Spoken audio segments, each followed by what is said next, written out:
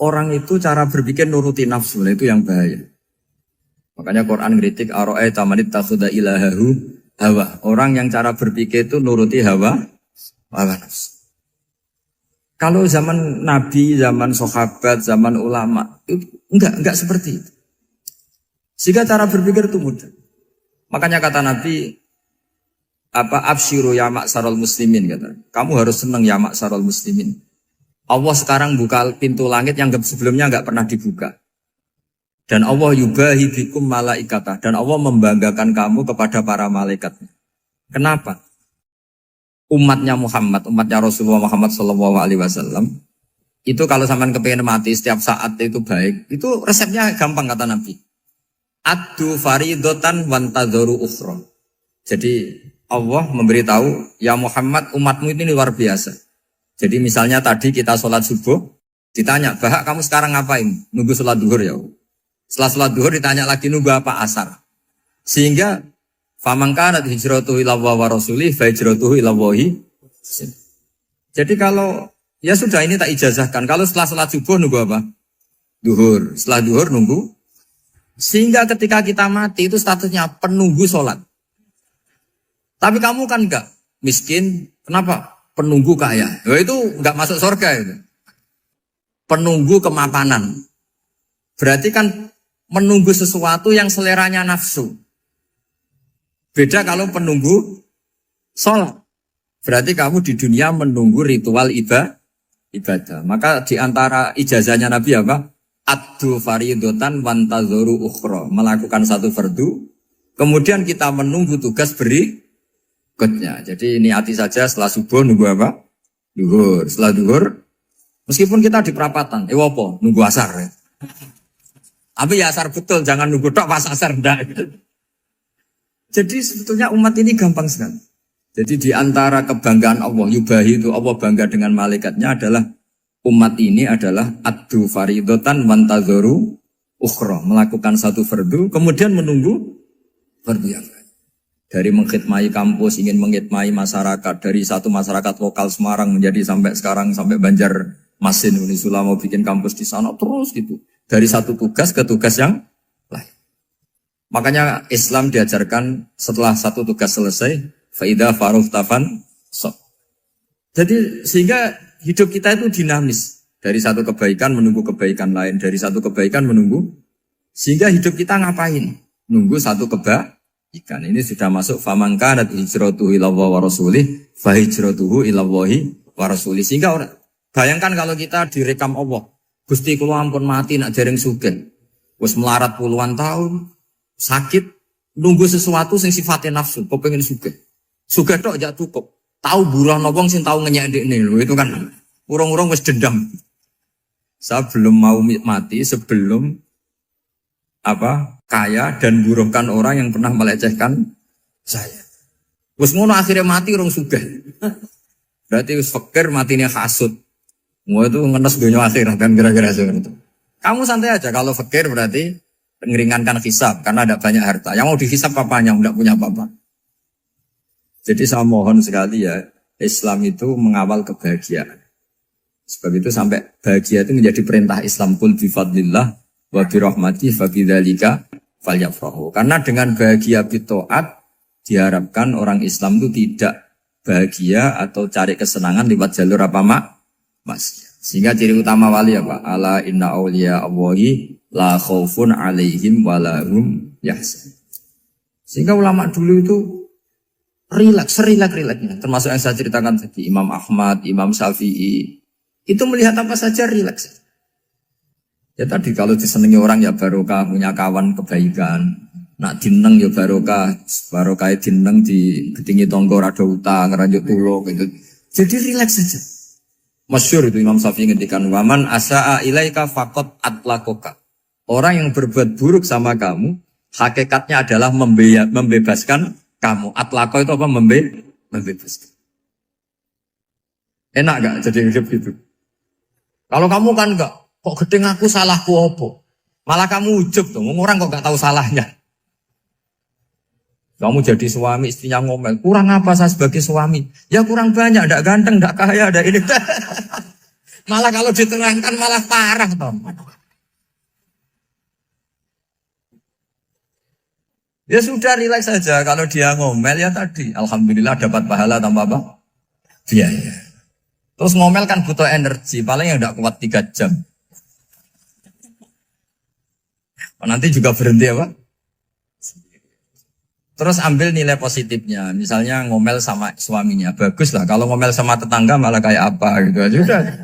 Jadi ulama dulu itu gampang sekali melihat melihat hidup. Rasulullah ya gitu, melihat hidup tuh gampang saja. Ketika tanya, ya Aisyah apa ada sarapan? Tidak ada ya Rasulullah, ya sudah saya tak puasa. Jadi enteng saja. Kadang-kadang beliau ingin puasa, ya puasa sunat, ada sarapan nggak jadi puasa. Rileks. Nabi itu rileks. Kalau ngajari kebaikan juga rileks. Nah sekarang itu banyak orang yang karena mungkin kurang baca, Islam itu kayak menjadi aturan yang bengis, yang repot, yang mengekang. Itu tidak seperti itu. Yuridu wa bikumul yusra wala yuridu bikumul usra. Allah menghendaki agama ini mudah. Sehingga ada sahabat di Imami Mu'ad itu baca Baqarah. Sahabat ini pekerja petani. Mufarokoh ditinggal.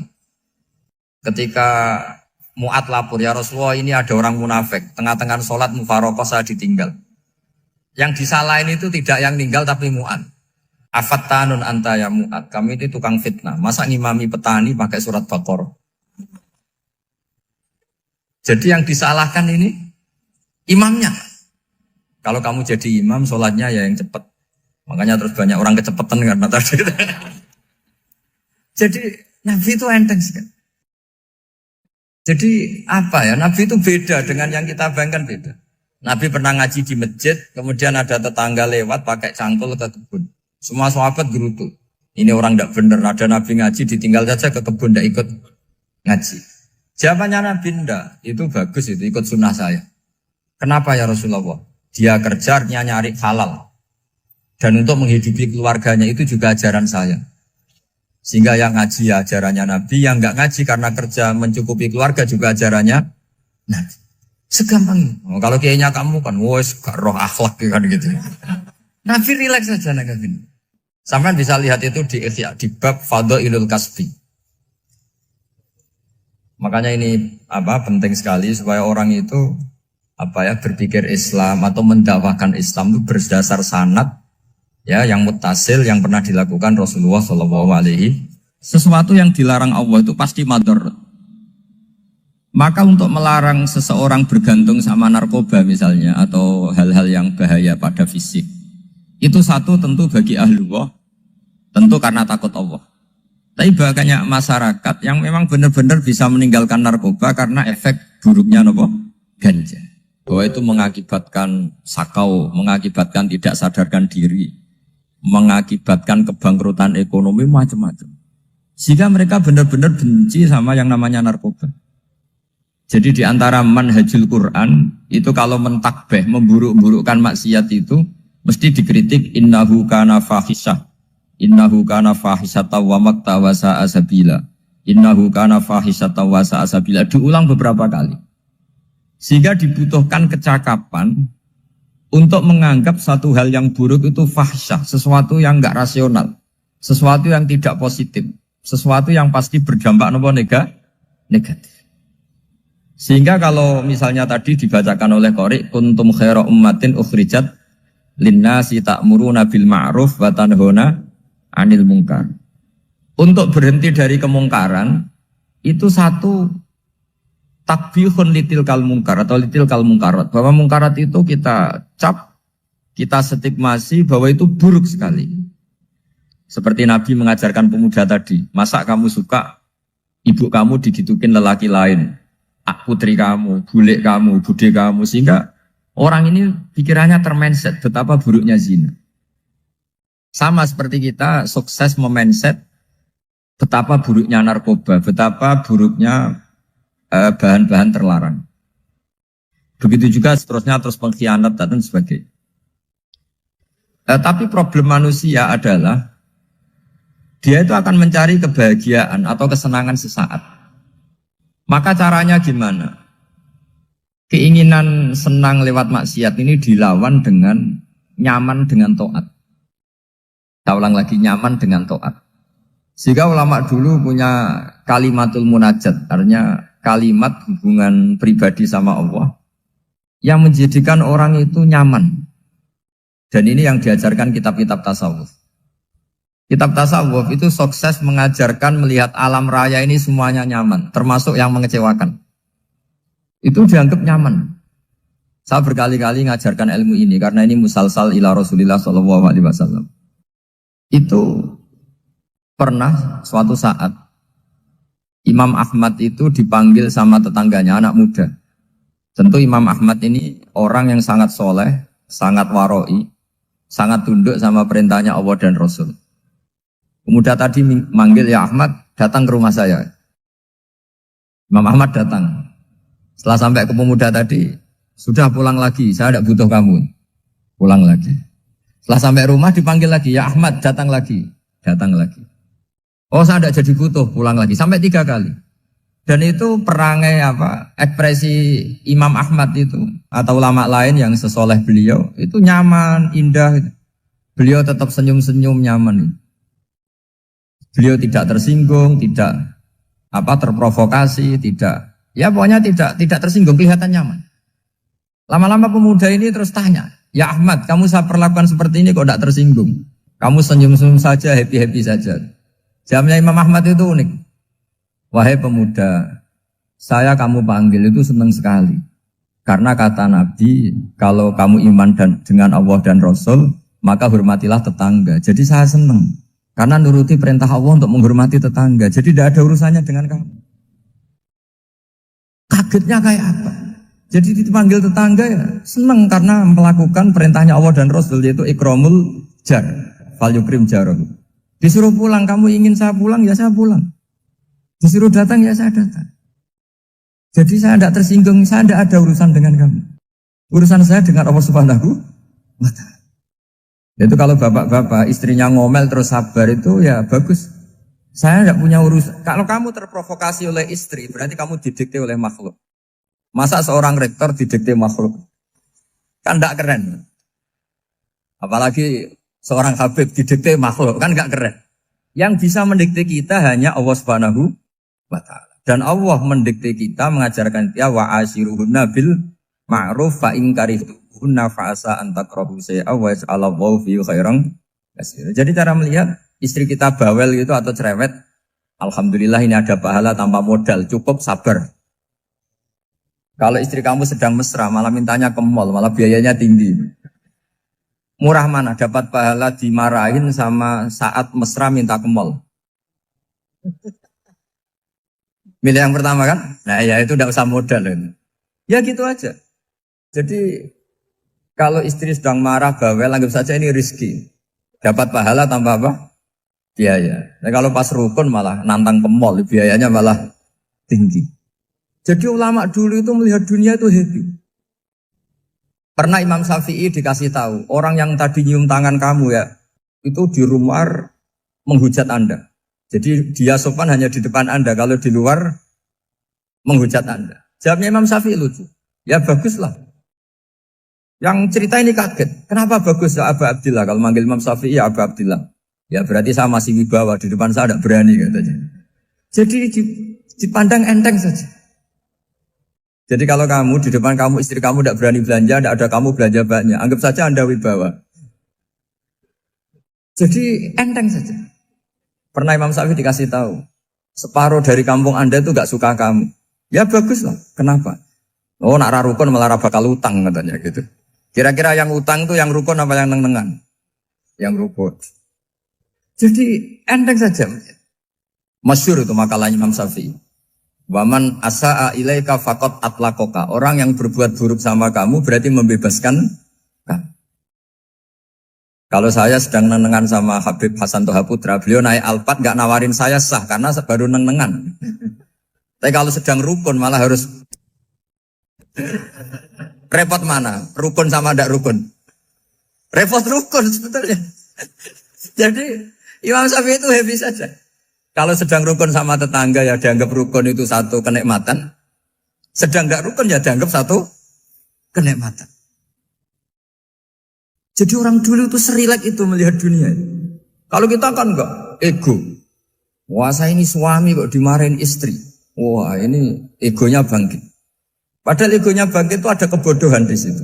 Yaitu seorang rektor didikte seorang istri, seorang makhluk. Apalagi kalau Anda daftar wali itu tidak akan jadi wali. Ini wali kok tunduk sama makhluk. Karena didikte apa? Makhluk. Maka Imam Ahmad ketika tetangganya bully gitu ya santai saja, beliau happy. Ketika pemuda tadi eskal janggal, kenapa kamu gak tersinggung ya Ahmad? Memangnya saya harus tersinggung gimana? Kan tak panggil tidak jadi, tak panggil tidak jadi. Hei pemuda, saya ini tidak punya urusan dengan kamu. Saya nuruti kamu karena perintahnya. Saya senang melakukan perintah Allah, harus berbaik sama kamu. Sampai 3 kali. Ajarkan Muhammad atau katakan Muhammad pada umatmu. Sebaiknya atau seharusnya mereka hanya gembira dengan melihat fadlnya Allah dan rahmatnya Allah. Ini harus kita pahami mulai dari konstruksi yang paling pokok, yaitu akidah. 2 ahwal. Ahwal itu 1 perilaku sosial. 3 mutammimat, sesuatu yang tidak pokok, tapi kita butuhkan dalam mengawal hidup ini. Saya beri contoh, itu sampai maksiat, itu karena cari kesenangan. Misalnya baru penat itu, ingin seneng, ada orang yang macam-macam lah, ingin melihat maksiat, apa itu pornografi, apa nyabu, apa macam-macam. Itu sebetulnya agama punya konsep yang luar biasa, yaitu seharusnya seseorang itu gembira. Gembira dengan ketaatan. Lalu pertanyaannya caranya gembira gimana? Gembira itu mudah. Jadi misalnya kamu sujud sama Allah Subhanahu wa taala. Terus cara berpikir begini. Ini sekaligus ijazah. Cara berpikir begini. Ya Allah, ini kata Sayyidina Ali, kafani izzan an akuna laka abdan wa kafani fakhron an takuna li rabban. Ya Allah, betapa sialnya saya, andaikan saya jadi budak dari makhluk yang sama. Misalnya sampean itu seorang kiai atau rektor atau doktor atau orang terpelajar, kemudian kamu jadi budak atau hamba dari makhluk yang setara. Betapa hinanya saya. Maka kata Sayyidina Ali, ya Allah saya ini cukup bahagia, cukup bangga, karena jadi budak, jadi hamba, dari zat yang super atau yang maha super. Jadi kok Allah Subhanahu wa ta'ala. Sehingga ada kebahagiaan yang luar biasa karena menjadi hambanya Allah Subhanahu wa ta'ala. Setelah bangga dengan jadi hambanya Allah, maka kita akan malu. Malu misalnya kok saya bahagia itu nunggu melihat pornografi, melihat maksiat. Itu terus menjadi malu. Kenapa saya bisa didikte oleh hal-hal seremeh itu? Ya, kita malu karena didikte oleh hal-hal yang seremeh itu. Karena kita didikte oleh nafsu. Jadi, izzatun nafsi, satu harga diri seseorang itu harus dihidupkan untuk hanya tunduk kepada Allah Subhanahu wa ta'ala. Sehingga Nabi itu melatih satu logika tarkul ma'asi. Nabi itu dulu ketika ada seorang pemuda yang, ya karena mungkin pemuda ya, dia itu mau masuk Islam, tapi uniknya kata pemuda tadi, saya masuk Islam tapi asal dibolehkan bebas zina. Jadi ini agak sableng gitu. Jadi mau masuk Islam syaratnya dibolehkan apa? Zina atau free sex gitu. Karena orangnya agak hiper. Itu Nabi tidak langsung mengancam dengan neraka enggak. Ketika mau pamit gitu semua sahabat melarang. Mah itu jangan, kamu jangan suan Nabi, itu permintaan yang nggak masuk akal. Setelah lama ditahan, terjadi kegaduhan di masjid, Nabi dengar, itu ada apa itu? Itu ada pemuda yang mau masuk Islam tapi yasta'dzinuhu fi zina. Tapi mereka minta izin Nabi untuk tetap boleh zina. Kata Nabi, pemuda itu suruh masuk, suruh menghadap saya. Ketika menghadap Nabi, saya ulang lagi ketika menghadap Nabi, Nabi mengajarinya itu luar biasa. Nabi tidak langsung mengancam dengan neraka atau dengan azab tunda. Tapi kata Nabi, atuhibbuhu li ummik. Kamu suka kalau ibu kamu itu jadi demenannya orang banyak. Oh enggak ya Nabi, yang demen ibu saya tak bacok kan. Karena ini ya agak preman, di mana-mana orang nakal agak preman. Terus atuhibbuhu li bintik. Kamu suka kalau putri kamu ya digitukan orang-orang. Oh ya enggak Nabi, yang gitukan putri saya tak bacok. Atuhibbuhu li kholatik. Kamu suka kalau bule kamu digitukan. Atuhibbuhu li ammatik. Kamu suka kalau saudara bapak kamu digitukan. Nabi itu mengeset ya. Cara sekarang itu otak mungkin. Nabi itu meluruskan otaknya anak muda itu. Betapa buruknya zina. Cara bahasa Arab ditakbih. Betapa buruknya zina. Kamu suka kalau korbannya ibu kamu, putri kamu, bude kamu, bule kamu. Sehingga orang itu matur ya hasbuka ya Rasulullah, ini sudah cukup. Saya tidak pernah melihat sesuatu seburuk zina. Jadi fa'alqallahu fi qalbihi bughdha zina. Kemudian Allah meletakkan di hatinya, menanamkan benci zina. Sehingga akhirnya pemuda tadi menjadi iffah, menjadi menghindari zina. Artinya begini ya, ini mungkin yang lolos dari para kita sebagai dai, kita tidak belajar banyak tarbiyahnya Rasulullah Shallallahu Alaihi Wasallam. Jadi kalau kita benci maksiat, itu jangan hanya ditakhzir, ditakutkan neraka itu enggak. Jangan hanya itu. Tapi di logika. Jadi kalau kita menghindari maksiat, itu selain karena takut azab, itu ada logika. Ada rangkaian pikiran yang menjadikan kita anti satu perbuatan apa maksiat. Jadi misalnya gini ya, kira-kira ginilah kalau contoh gampang itu. Ada orang gitu ya, nyanyi dengan pakaian yang mungkin pornografi gitu. Mungkin pemuda-pemuda ingin melihat itu, tapi bisa diobati gini. Kok enak dekne mergawe kok tak bayar ya, aku kehilangan duit. Meskipun dengan logika yang agak serampangan, yang penting menjadi kita ini punya harga diri untuk tidak tergantung hal-hal seperti itu. Jika Nabi itu cara menggambarkan tadi mulai atuhibbuhu li ummik, kalau ibu kamu jadi demenannya orang lain. Pemuda tadi bilang yang demen ibu saya mau saya bunuh. Ditambah lagi atuhibbuhu li bintik. Bagaimana kalau korbannya putri kamu, bule kamu, bude kamu. Sehingga terus si pemuda tadi betapa buruknya zina. Betapa murahnya zina. Akhirnya pemuda tadi alqawwa fi qalbi bughdha zina. Terus kemudian pemuda tadi itu sangat membenci dengan apa? Berzina. Nah, pikiran-pikiran seperti ini harus kita tanamkan. Harus kita tanamkan supaya orang itu benci melakukan maksiat. Karena satu memang takut sukhtuwah, takut dibendu Allah atau dibenci Allah. Dua memang logika kita mengarahkan tidak maksiat. Saya beri contoh ya betapa pentingnya mindset ya, cara berpikir. Orang itu menjadi kikir itu karena nganggap hidup itu lama dan uang itu penting. Kalau zaman Nabi itu sederhana kalau melihat hidup ini. Pernah suatu saat Nabi itu punya jatah makan. Karena Nabi itu hidupnya juga pas-pasan. Jadi Nabi itu unik. Beliau di satu sisi kaya raya. Bisa ngurmat Abu Hurairah, Ammar, Suhaib. Ashabu Sufa itu dirawat Nabi semua. Itu kan kaya, bisa merawat sekian orang. Tapi di sisi yang lain untuk pribadinya beliau miskin. Kadang nggak bisa makan hari itu. Tapi di saat yang sama bisa merawat Ahlus Sufa. Jadi keliru kalau orang hanya cerita Nabi itu miskin, untuk makan dirinya aja susah. Itu keliru. Kelirunya kalau tidak diteruskan, tapi Nabi mampu menghidupi Ahlus Sufa. Singkat cerita jatah makannya Nabi itu dikasihkan orang ketika Nabi tanya, ya Aisyah, makanan jatah saya di mana? Oh ya Rasulullah, tadi ada orang minta tak kasihkan, maka makanan itu habis. Apa kata Nabi? Kamu salah Aisyah. Yang kamu kasihkan itu justru yang masih. Ya yang kamu kasihkan itu justru yang masih. Sehingga Nabi menganggap, makanya Nabi terus ngendikan. Ya kalau mukhatabnya lelaki ya kira-kira begini. Wahallaka min malika illa ma akalta fa'afnaita walabista fa'ablaita. Terus tanya, wa tasaddaqta fa'abqaita, kata Nabi.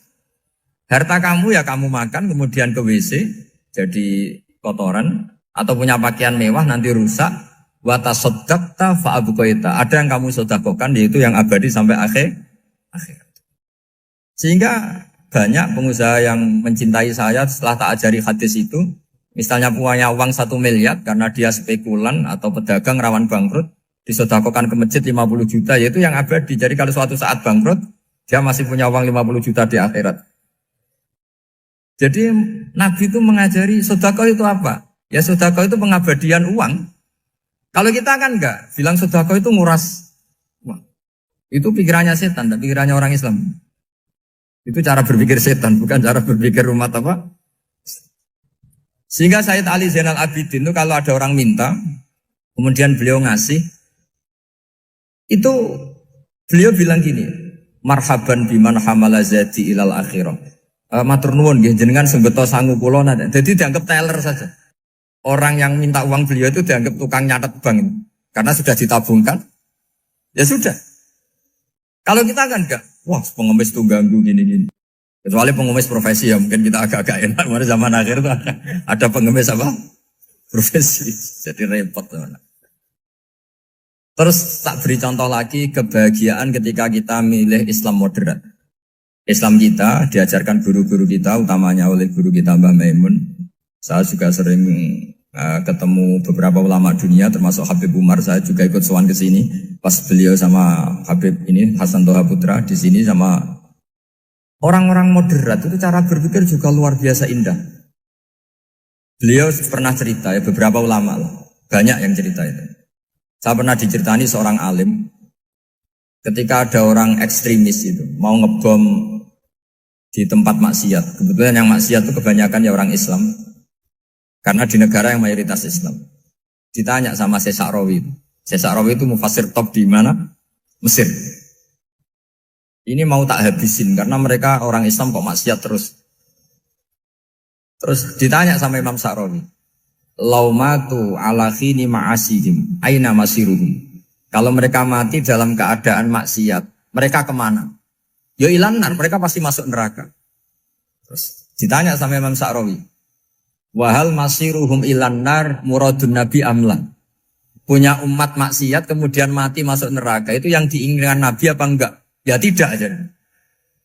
Ya sudah, enggak usah dibom, ditunggu tobatnya kata.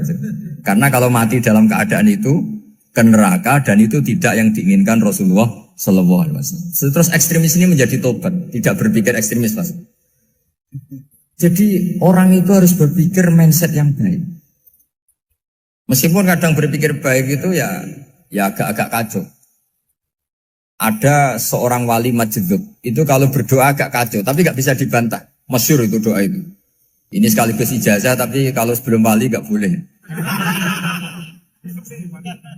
Itu datang ke makamnya Rasulullah SAW. Terus doanya itu begini. Ya Allah, sekarang terserah engkau. Ya Allah, sekarang terserah engkau. Jika saya kamu jadikan orang soleh, jika saya engkau jadikan orang soleh, maka surra habibuk, maka kekasihmu ini senang. Yang susah musuhmu yaitu setan. Tapi kalau engkau menjadikan saya orang fasik, maka yang susah kekasihmu, yang senang musuhmu. Jangan punya dua pilihan itu. Oh itu kan doa tapi kayak teror gitu. Ya jadi berdoa di Raudhah. Oh itu mesti mandi itu karena agak-agak maksa Tuhan itu. Ya Allah, engkau punya dua pilihan. Jika saya jadi orang soleh, maka kekasihmu ini senang. Musuhmu yang susah, yaitu setan. Tapi jika saya jadi orang fasik, maka musuhmu yang senang, kekasihmu yang susah. Mohon terserah jenengan, mau menyenangkan kekasihmu, apa menyenangkan musuhmu? Gitu. Kira-kira gimana? Kalau tertarik boleh doa itu dipraktekkan. Tapi kayaknya kalau copy paste itu gak keren, apa? Jadi dulu orang itu muamalah sama Allah dan Rasul itu rileks. Rileks itu nyaman karena ya tadi qul bi fadlillah wa bi rahmati fa bidzalika falyafrah. Sehingga Imam Izzuddin bin Abdissalam itu ngendikan innal ladzina yarmunal muhsanatil ghafilat. Di antara kebaikannya ibu-ibu atau mbak-mbak ini harus berstatus ghafilat. Perempuan-perempuan pelupa. Ghafilat itu pelupa. Pelupa dari kenikmatan maksiat sehingga mereka dengan taat. Misalnya ada ibu-ibu atau mbak-mbak atau juga bapak-bapak tahajud, kemudian nyaman dengan tahajud itu. Kira-kira terbersit enggak ingin maksiat? Enggak kan, karena sudah nyaman dengan tahajud, dengan taat. Maka dibutuhkan kenyamanan dalam beribadah. Sebab itu, ala bidzikrillahi tatmainnul qulub. Makanya saya termasuk kiai yang setiap ngaji itu happy, seneng. Karena ini untuk kampanye, seneng dengan ngaji, dengan taat itu sudah luar biasa. Kayak apa kalau mereka senengnya kalau nunggu melakukan maksiat. Jadi termasuk bentuk perlawanan kita terhadap maksiat adalah usahakan kamu tuh bahagia, senang dengan taat. Istiqnas billah, mu'anasah billah, farah billah, itmi'nan tumaknina billah. Sehingga ini mencukupkan kita tidak berkebutuhan maksiat. Meskipun kita ya manusia, pasti suatu saat atau sudah pernah maksiat. Serasa diceritakan lah, itu mesti gitu. Lah orang-orang dulu itu orang yang sukses mengelola bahagia ma'allah wa billah walillah. Jika wali-wali dulu itu jadi wali itu tidak mesti karena ibadahnya banyak, itu enggak. Mereka orang yang ibadahnya itu biasa. Biasa-biasa sekali. Ulama-ulama dulu ibadahnya biasa sekali. Tapi qulubuhum ma'allah, hatinya itu ma'allah. Itu ada seorang wali itu jadi wali, Umar bin Abdul Aziz yang dikenal khamisul khulafa. Khamisul khulafa. Di luar khulafa Rasyidin 4, di antara yang soleh adalah siapa? Umar bin Abdul Aziz. Itu ketika mau meninggal, itu senangnya bukan main. Itu semuanya nangis, beliau senang. Terus tanya, kenapa kamu senang? Memangnya saya kalau mati itu kemana aja? Ila khairi madhubin ilah, ke zat terbaik. Dibang urip mbek kowe bulet atau mbek arhamur rahimin kan. Yaitu Allah Subhanahu. Jalaluddin Ar-Rumi ketika mau meninggal itu muridnya nangis semua, beliau marah. Kamu harusnya pesta karena saya mau ketemu kekasih saya, malah kamu tangisi, goblok sekali kamu katanya. Jadi orang-orang dulu itu luar biasa.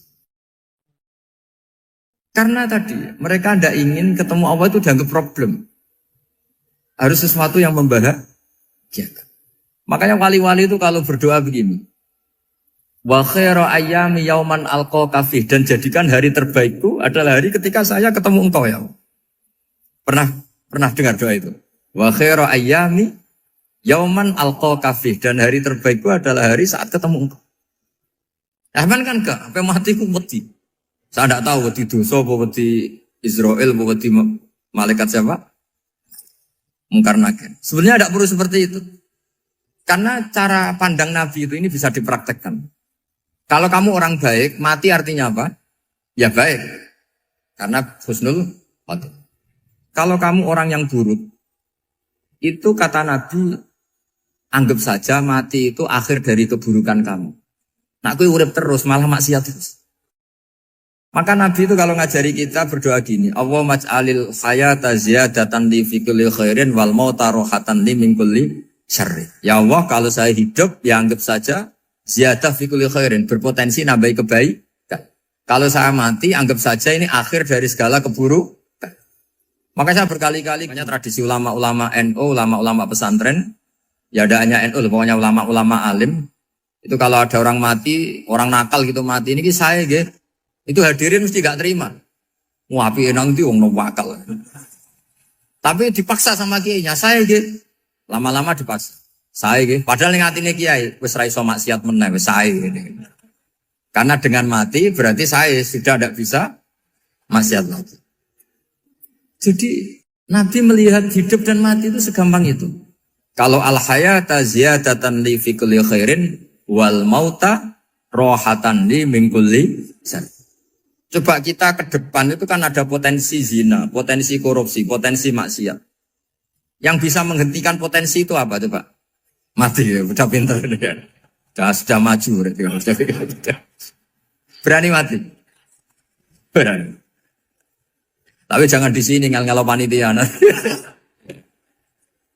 Artinya yang selama ini kita risau dengan kematian, dengan apa? Nabi ngajari kita tadi. Allah mas'alil hayata ziyadatan li fi kulli khairin wal mauta rohatan li min kulli syarr.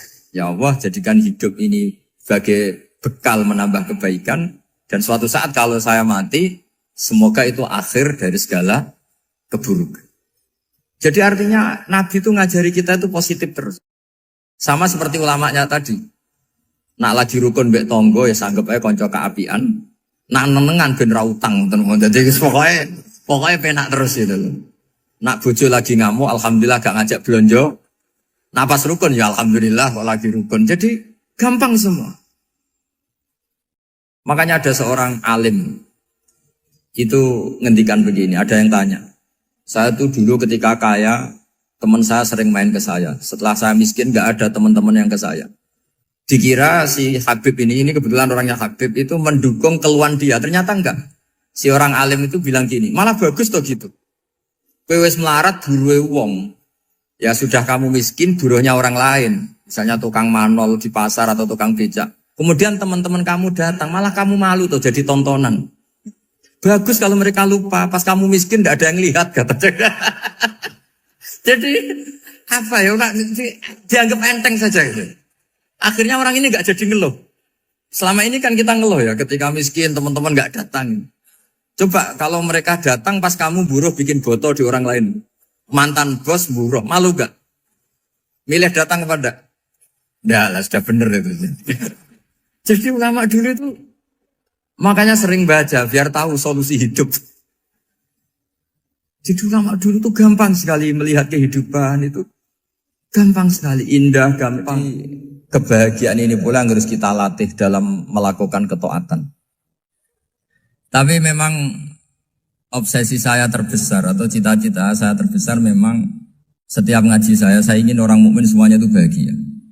Dengan bahagia itu mereka tidak neko-neko ingin mencari kebahagiaan lewat jalur apa maksiat.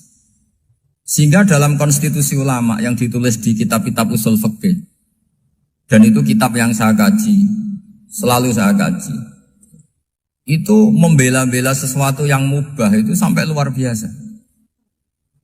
Karena melihat mubah itu, misalnya Anda tidur itu berstatus mubah, Anda bermain catur berstatus mubah, Anda rileks sama teman jagungan semalam dengan teman rektor atau dosen atau yayasan itu, melihatnya bukan mubah, tapi tarkul maksiyah. Misalnya saya semalaman asik musamarah itu jagungan malam sama Habib Toha Al-Munawwar. Itu awang hitungnya bukan, wah ini jagungan ngalor ngidul tidak penting tuh enggak.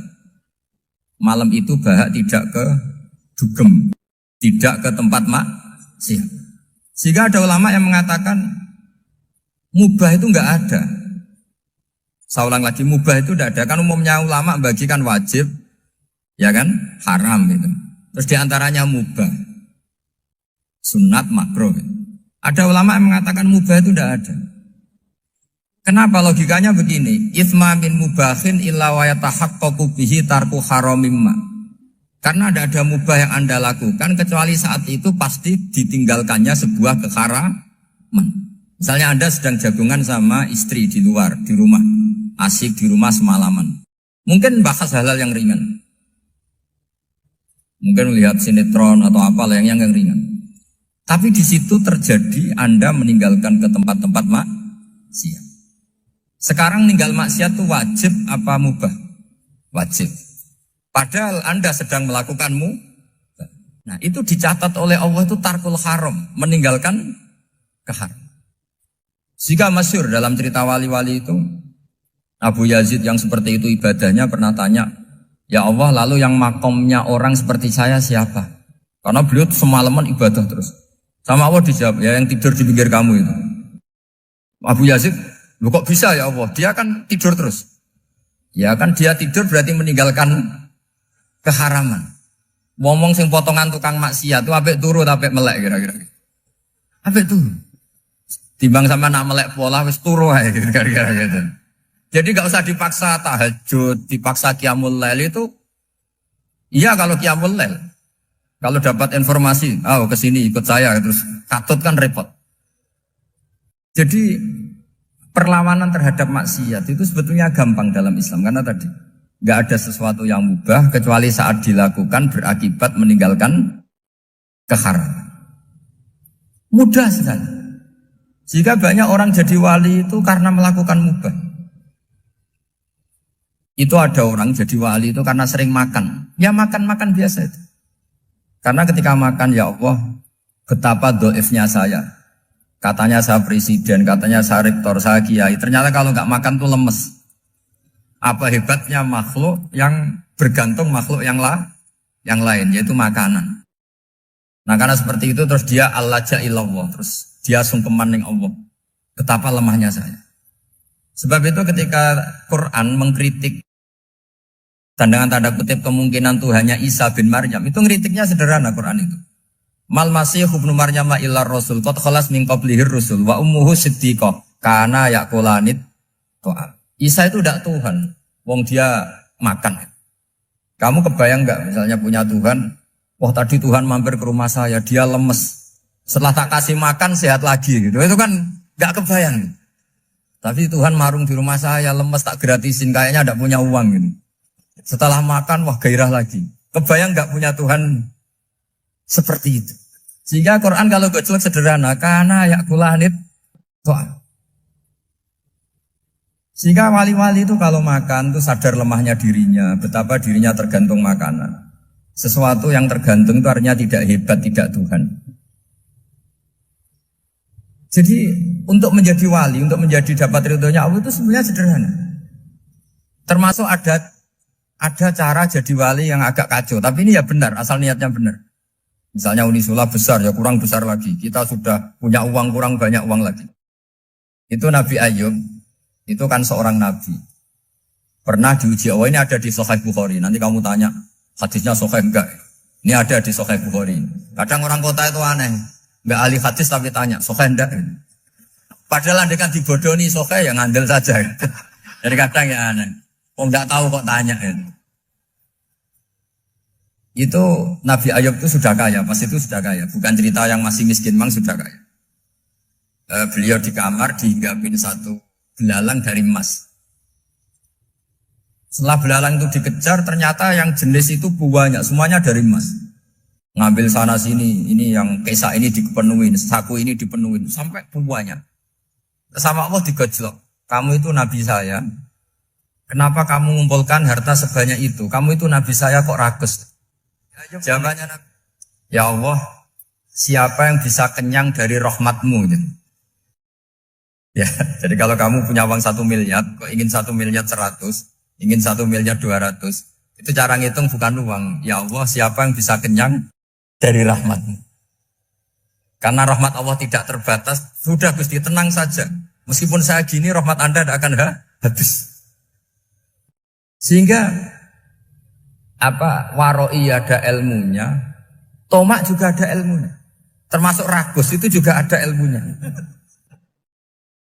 Misalnya begini, ini contoh ragus yang ada ilmunya begini. Ini saya beri contoh. Mungkin yang boleh niru orang-orang soleh, kalau nggak soleh jangan. Imam Syafi'i ini cerita nyata. Imam Syafi'i itu dulu ketika ngaji masih muda itu nggak suka sama guru yang kaya. Kebetulan dia punya guru miskin terus. Namanya Sufyan As-Tsauri, itu miskinnya Masya Allah. Sufyan bin Uyainah juga miskin. Jadi dia miskin, punya guru miskin terus. Sehingga idolanya ya sama guru-guru yang miskin. Suatu saat guru-guru ini menyarankan dia ngaji Imam Malik. Imam Malik itu kaya raya. Itu babutnya Imam Malik kalau diinjek, itu mata kakinya tidak kelihatan, saking halusnya. Kalah, Indonesia kalah. Itu Imam Malik tuh gaya. Kalau ngaji di kursi tinggi terus pakai bukhur itu, pakai jubah Arab yang mahal. Pokoknya mewah kali Imam Malik. Terus dia mulai ini kiai kok kaya. Kemudian setelah beliau alim, tanya, saya harus ngaji siapa setelah ilmu jenengan habis kira-kira gitu. Kata Imam Malik, sudah, kamu tidak usah perlu ngaji saya, kamu sudah alim alama. Terus Imam Malik datang ke Baki. Zaman itu Baki itu semacam kayak rentalan ya, semacam Grab lah kalau dulu. Mana kafilah yang mau ke Irak? Ya sudah terus, oh kita mau ke Irak. Ini antar ke Muhammad bin Hasan As-Syaibani. Itu dibiayai sama Imam Malik. Grabnya ya dibayarin, itu kafilahnya itu ya dibayarin. Imam Syafi'i disangoni surrotan min dhahabin. Jadi satu kepes uang dikasihkan. Itu pernah tak hitung semurah-murahnya itu sekitar 60 juta. Imam Syafi'i mulai mikir, kiai yang saya kritik lomo, sing kiai miskin tak puji, gak pernah ngamal kan, tentu orang miskin gitu. Setelah datang ke Muhammad bin Hasan As-Syaibani, beliau itu pakar usul fikih, muridnya Abu Hanifah. Beliau al-usuli, pakar usul fikih. Itu Muhammad bin Hasan As-Syaibani itu kalau ngitung emas, itu di ruang tamu. Uangnya miliaran, emasnya banyak. Dari kota ini dipindah ke kota ini. Mas, kalau ngitung di ruang tamu. Bukan di kamar, di ruang tamu. Imam Syafi'i tambah kaget. Imam Malik kayak gitu sudah soal malah ini kaya raya. Setelah Imam Syafi'i kelihatan kaget, digojlok sama Muhammad bin Hasan Asy'ibani karena beliau senior. Atajabu min hadza, kamu aneh melihat ini? Iya. Kenapa? Ulama kok kaya raya. Terus kata Muhammad bin Hasan, ya sudah, uang ini tak kasihkan orang-orang fasik, binti gue demenan, gue nyabu, gue macam-macam. Oh jangan, nanti dipakai maksiat. Pun jenengan mawon sing sugih. Semenjak itu Imam Syafi'i rubah mindset. Jadi kalau kampus ini ingin akreditasi A, ingin mulia, ingin apa, kamu ridho kalau yang punya prestasi seperti itu adalah orang-orang fasik. Ridho enggak? Enggak kan? Maka didoakan ini. Nah itu namanya berpikir secara usuli. Kamu jangan hanya nuruti karena berpikir waroi terus kamu benci kekayaan. Apa enggak bisa seperti itu? Karena pangkat dan kekayaan ketika dikelola secara kesolehan maka akan menjadi energi positif yang luar biasa. Semenjak itu Muhammad bin Hasan Asy'ibani berhasil mendidik Imam Syafi'i. Sampai akhirnya keterusan Imam Syafi'i berpendapat kalau orang Islam bisa bikin rumah tingkat kok punya rumah reok itu haram. Akhirnya keterusan. Kalau bisa jadi bupati kok jadi ketua RT juga haram. Karena al-Islam ya'lu wala yu'la alaih. Islam itu luhur bukan bisa diluhurin. Sehingga rata-rata orang Syafi'iyah termasuk kiai-kiai Indonesia itu rata-rata ya agak-agak politikus. Ya agak-agak kedonyan, mungkin sebagian kedonyan tenan gitu. Karena gak ridho gitu loh. Kalau kesempatan itu dikuasai orang fasik kemudian menjadi kekuatan maksi. Coba kalau bupati itu orang yang fasik. Kemudian programnya supaya rakyat seneng semalaman dangdutan yang purno misalnya. Supaya rakyat seneng dibolehkan dugem, dibolehkan judi. Tapi kalau yang jabat orang soleh kan ada beberapa perda yang menolak penyakit apa? Masyarakat. Jadi kamu jangan melihat bahwa kepangkatan ini hanya sebagai alat korupsi, alat otoriter. Enggak. Asal kena orang soleh, maka ini menjadi energi kesolehan atau energi positif. Sebab itu ketika Allah muji para nabi yang soleh, diantaranya disifati apa? Faqad ataina ala Ibrahim al-kitab wal hikmata, terus ayat wa atainahum mulkan azim. Dan Nabi Ibrahim dan keluarganya tak kasih kerajaan yang besar. Nah sekarang masih banyak orang yang cara pandang ngapain bikin unisula yang megah, ngapain berambisi punya akreditasi A dan sebagainya. Menyoal seperti itu salah secara usul fikih. Karena secara usul fikih kesempatan yang baik tentu harus diperjuangkan oleh orang-orang yang soleh. Karena ini supaya jadi otoritas yang positif. Itu dulu ada latihannya. Jadi orang dulu itu gampang sekali ketika milih miskin ditanya, kenapa miskin? Saya ingin hisab saya ringan. Tapi ketika mereka kaya, yang soleh, supaya harta ini tidak dipakai orang yang nanti dipakai maksiat. Kita misalnya orang soleh mau pangkat, karena kita ada ridho, kepangkatan itu dipegang orang maksiat, kemudian menjadi energi maksiat. Begitu juga seterusnya. Maka ulama dulu itu rileks. Sampai Senawawi Al-Bantani itu nanti bisa dicek di tafsir. Qul hal yastawil ladzina ya'lamuna wal ladzina la ya'lamun. Beliau muji-muji ulama. Kemudian ada seorang yang agak hasut mungkin. Tanya begini. Hebatnya ulama itu begini-begini. Terus ditanya, tapi kenapa kita sering melihat ulama ngantri proposal di rumahnya bupati? Kan? Sementara bupati nggak pernah datang ke ulama ngaji ihya. Jawabannya Imam Senawawi itu unik. Ya karena ulama itu tahu gunanya uang, sehingga nyari uang untuk pondok, untuk masjid. Sementara bupatinya tidak tahu gunanya ilmu, maka tidak pernah ngaji. Jadi ya ringan saja. Jadi ya sudah seperti itu. Jadi kalau ada ulama kedonyan, anggap saja karena tahu gunanya uang. Jadi kenapa ulama ngantri di kabupaten, bukan bupati ngantri di ulama? Jawabannya karena ulama tahu gunanya uang. Sementara bupatinya nggak tahu gunanya ilmu. Kira-kira gitu lah. Ada ustadz tidak ganteng, kesensem rondo cantik, karena tahu gunanya ustadz itu. Artinya tahu gunanya kalau saya nikah nanti punya anak jadi gus, kan dia kiai gitu. Tapi rondone raro gunanya dia karena miskin gitu. Jadi ulama dulu itu rileks. Rileks menafsirkan apa saja itu rileks, termasuk saat terpojok. Itu rileks. Karena semuanya dianalisis pakai ilmu. Sehingga ciri utama wali itu apa? Ala inna awliya Allahi la khaufun alaihim walahum yahzanun. Enggak ada rasa takut, enggak ada rasa gampang. Karena melihat sesuatu itu gampang saja. Saya ulang lagi, melihat sesuatu itu gampang saja, ringan. Oke, semoga barokah. Assalamualaikum warahmatullahi wabarakatuh. Alhamdulillah kita dengarkan bersama pengajian dari guru kita Gus Baha. Semoga pengajian tadi bermanfaat untuk kita semua. Dan assalamualaikum warahmatullahi wabarakatuh.